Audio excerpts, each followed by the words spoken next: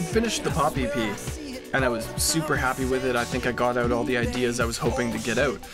But at the end of it, I was sort of spent on the pop side, and while I am a pop writer, I wanted to explore the darker, bolder, more atmospheric side of those pop sensibilities, which is what Secrets was.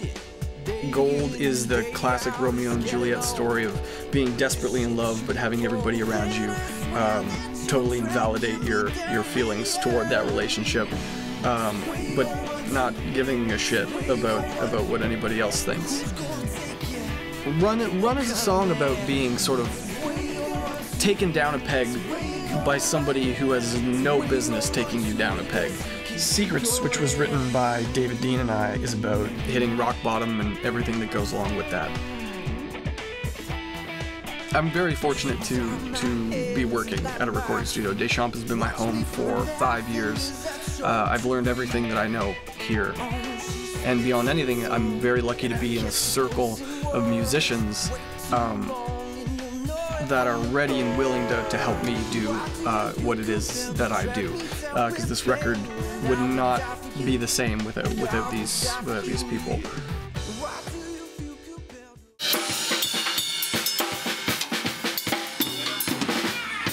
You know, Ken is an amazing drummer who has incredible time, who is a groove master, and who frankly understands me on a level that I don't think anybody else does.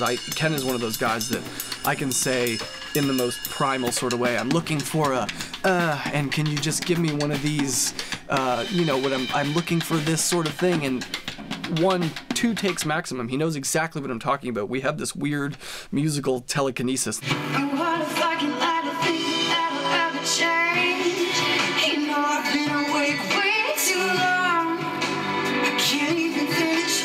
Rena is a producer's dream. You have to do no work. You tell her what you want, and she does it on the first take. It's pitch perfect, it's time perfect, to the point where it truly makes me as a musician feel like shit sometimes, because she just blows me out of the water. Hayden Vickery engineered this with me. He's one of the only guys I trust enough sonically where I can just walk away and let him do his own thing.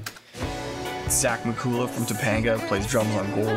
I mean, Zach is amazing and truly one of the funniest dudes I've ever met. David Labriere, who's a hero of mine, that was a head trip. 16-year-old me would have died knowing David was playing bass on my record.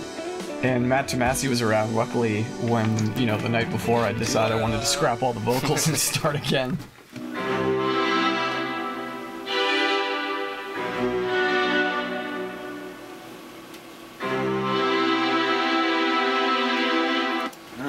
Really cool. Exactly what I was hoping for. Yeah. I'm incredibly lucky to have somebody like Doug Wild, who's an amazing arranger. Yeah, very cool. So when the first chorus, I had a scratch. It was a sort of a demo of what I wanted the strings to do, where I needed them to swell.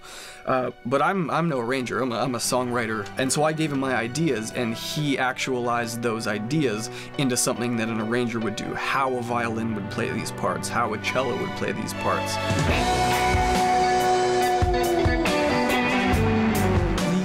The guitar parts for this record were done in a sort of off-the-cuff kind of way. It was, let's go into the studio blind and let's just play some music. Let's just play guitar, put on a distortion pedal, and do your shit. There was no pre-rehearsed, this is the chorus, this is the verse. The song was finished, and I sat down with the guitar, and I just played.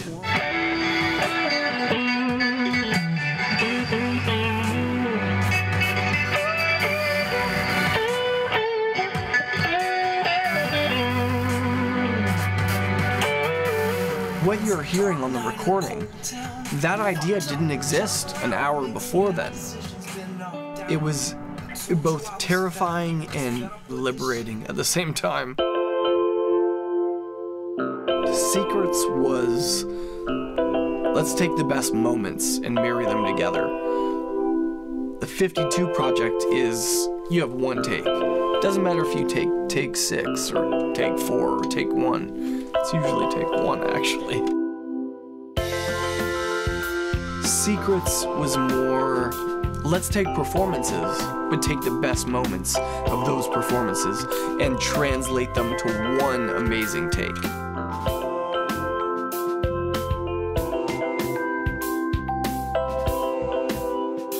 Just got a body like damn, that's what makes me a man. A rock drop from the hill, fall and turn into a rolling stone. They've all had a chance to say